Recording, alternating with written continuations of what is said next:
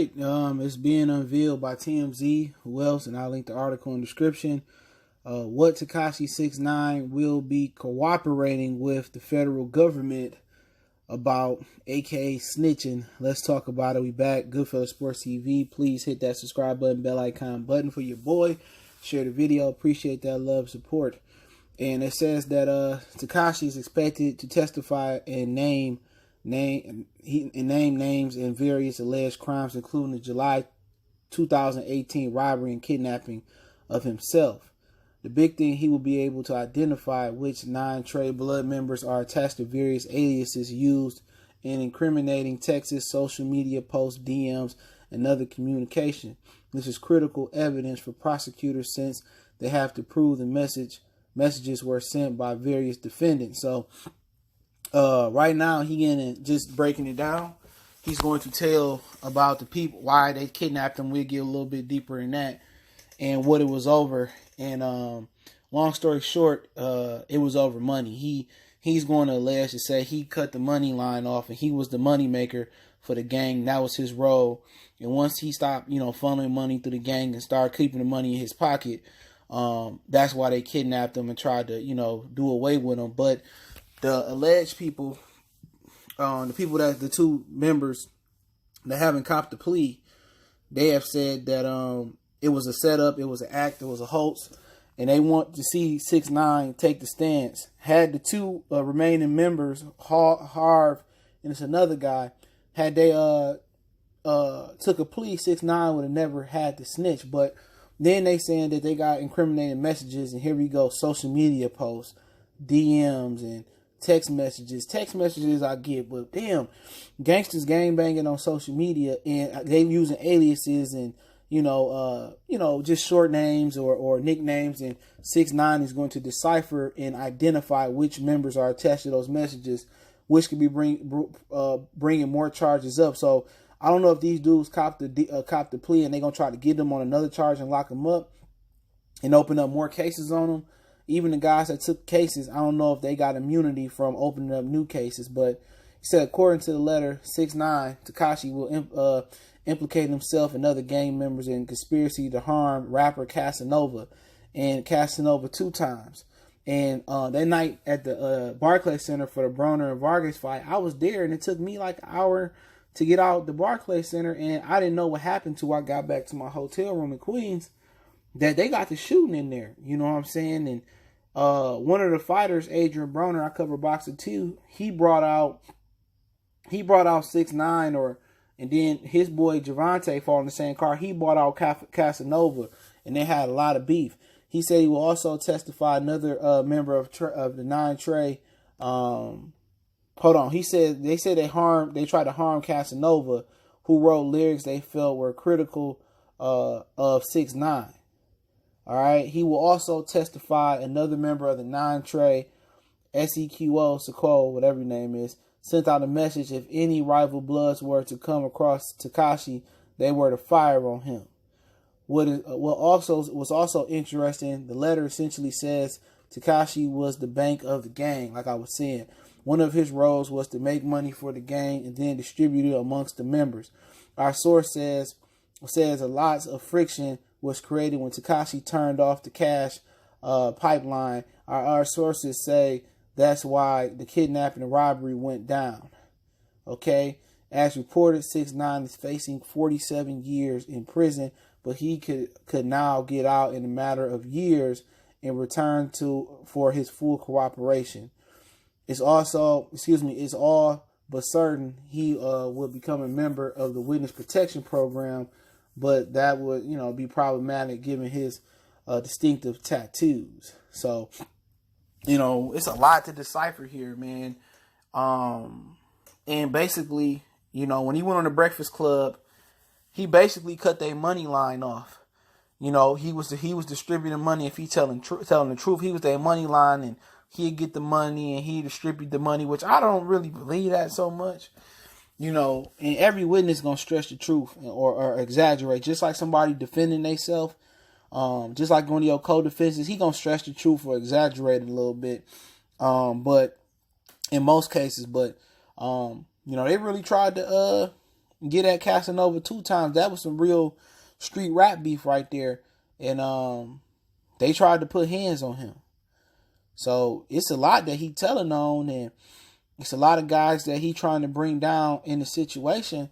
And then he gonna try to run and get into the witness protection program. But really, I mean, is it to the point where he don't want a career no more? You know, and will he have a career? And we talked about it earlier where 50 Cent said that fans is not gonna forgive him if he come out with a hit song and forget that he was snitching, but the streets not gonna forget. You know, out of all those nine gang members that he gonna be trying to put away, and you know his manager Shotty got 15 years. They got family members. They got people that street people on the street. You got rival gang members. You got people in Brooklyn that ain't feeling him. You know he gonna have to live in hiding forever. You know what I'm saying? And he probably gonna get time served. He probably gonna get out.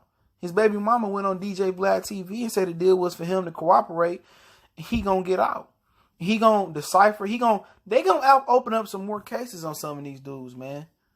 They gonna open up. It sound like they took deals, but they still gonna open up more cases, unless they lawyers cross their T's and dotted all their I's, because they still trying to decipher messages. They still got more dirt on these dudes, from DMs and text messages and social media and all of that. He about to tell. He's already told them, and them dudes thinking, oh, I only got 20, or I only got 15. And now he about to go in there and tell them some more shit on them. Like Bobby Smurder. He took more years so all his homies can walk out. His homies can walk out. All of them can walk out at the same time. They about to put some more years on these niggas' cases. Or the members that they didn't get, he about to tell on them, and they about to do some more years.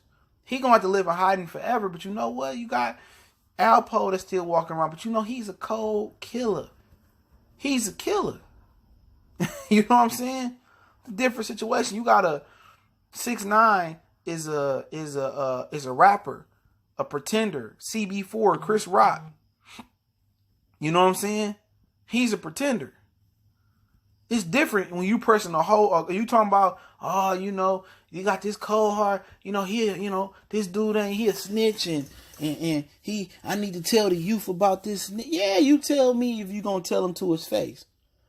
It's more. I think all of us believe it's a 99.9% chance. If it's anything, that's 100% chance. Is that somebody gonna press Tekashi 6ix9ine before they press a nigga like Alpo? Well, Frank Lucas got out and Nicky Barnes got out and these dudes got out, but at the end of the day, them dudes has some type of street credibility in their background. What is 6ix9ine street credibility? What is his credibility?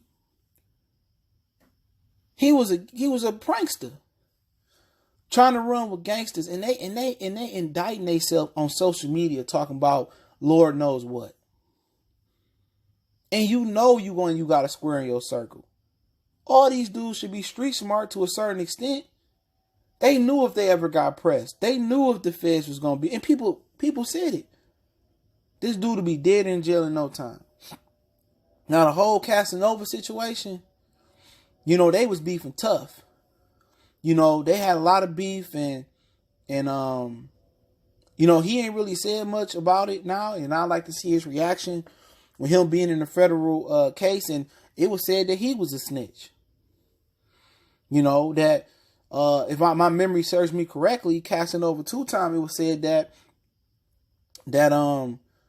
you know, he had witnessed a alleged murder that went down next to his apartment or something like that, and the police asked him what happened, and they said he cooperated on paperwork, and when that shit came out, I didn't hear him come out and deny it.